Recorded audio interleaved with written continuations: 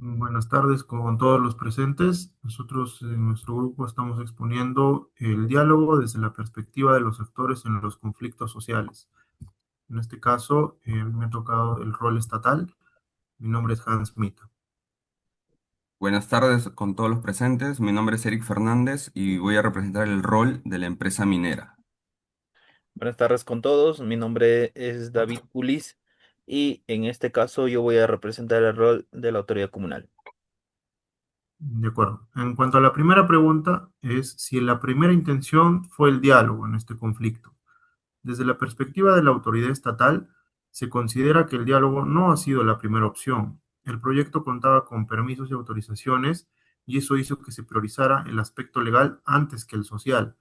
El problema fue que el diálogo recién se intentó cuando el conflicto ya estaba avanzado y había protestas, lo que debilitó completamente la confianza.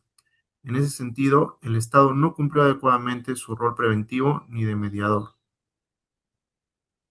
Desde la perspectiva de la empresa minera, se reconoce que no se le dio suficiente importancia al diálogo desde el inicio. La empresa confió en que cumplir con la normativa era suficiente, pero no se tomó en cuenta que la aceptación social es igual de importante. La comunicación con la población fue más informativa que dialogante, lo que generó desconfianza y rechazo. Desde el punto de vista de la comunidad, ¿no? Como representante de las comunidades, la percepción fue que nunca se nos escuchó realmente. Las decisiones ya estaban tomadas y recién se habló del diálogo cuando la población empezó a protestar.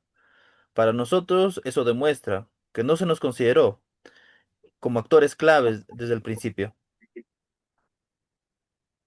Listo. En cuanto a la pregunta 2, en cómo debería plantearse el diálogo desde la perspectiva estatal, desde el Estado, el diálogo debió plantearse de forma temprana, antes de que el conflicto escale. Era necesario instalar una mesa de diálogo permanente donde participen el gobierno, la empresa, las comunidades y entidades como la Defensoría del Pueblo. El Estado debió haber garantizado la transparencia y condiciones equitativas para todas las partes. Desde la perspectiva de la empresa minera, la empresa debió apostar por un diálogo más cercano con la población. Esto implicaba explicar de manera clara los impactos del proyecto y permitir que la comunidad participe en la supervisión ambiental. Un diálogo basado en la confianza habría evitado gran parte del conflicto. Desde la perspectiva comunal, el diálogo solo es posible si es que se respeta nuestro territorio, el acceso al agua y a a la biodiversidad que nosotros manejamos. Es importante que se participen con nuestras autoridades comunales y que contemos con asesores técnicos independientes, ¿no? Que nos den respeto y confianza. El diálogo de esa manera puede funcionar.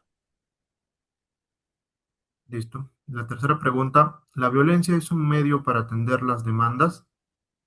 No, esta no debe ser considerada como un medio legítimo. La violencia deslegitima las demandas y genera crisis de gobernabilidad. Sin embargo, la falta de canales efectivos de diálogo puede llevar a que las protestas escalen. Desde la perspectiva de la empresa minera, consideramos que la violencia afecta la viabilidad del proyecto y la reputación empresarial. No es un medio válido, pues genera inseguridad jurídica y económica. La empresa reconoce que sin licencia social no se puede operar. Desde la perspectiva comunal, la violencia no es deseada, pero surge a través de la reacción y a la falta de ser escuchados y a la represión policial. Se considera que la protesta pacífica no es medio legítimo, aunque la represión estatal puede radicarla como respuesta. En cuanto a la última pregunta, ¿son sostenibles los acuerdos en contextos de violencia? La posición de la autoridad estatal es que no son sostenibles debido a que los acuerdos impuestos en un contexto de violencia carecen de legitimidad y tienden a romperse. La sostenibilidad requiere confianza y participación de todas las partes. Desde la perspectiva de la empresa minera, Consideramos que tampoco son sostenibles los acuerdos frutos de la violencia, porque la empresa necesita estabilidad social y política para operar. Acuerdos bajo presión violenta generan incertidumbre y riesgo de nuevos conflictos. Desde la perspectiva comunal, eh, la violencia no son sostenibles, ¿no? Los acuerdos deben surgir con procesos de diálogo genuino y respetuoso. Si se logran bajo eh, coerción, las comunidades rechazarán y evitarán el conflicto y ésta se reactivará. De todo lo expuesto, llegamos a los siguientes acuerdos finales. Luego de revisar las posiciones del Estado, la empresa minera y las comunidades, se plantean los siguientes acuerdos como resultado de un proceso de diálogo orientado a reducir el conflicto y evitar nuevos episodios de violencia. En cuanto al Estado, el Estado se compromete a liderar el proceso de diálogo y a garantizar que se respete el derecho de las comunidades al acceso al agua. Para ello, se instalará una mesa de diálogo permanente en la zona, con reuniones periódicas y participación de todos los actores. El Estado también se compromete a supervisar de manera continua los impactos ambientales del proyecto y a informar de forma clara y pública los resultados.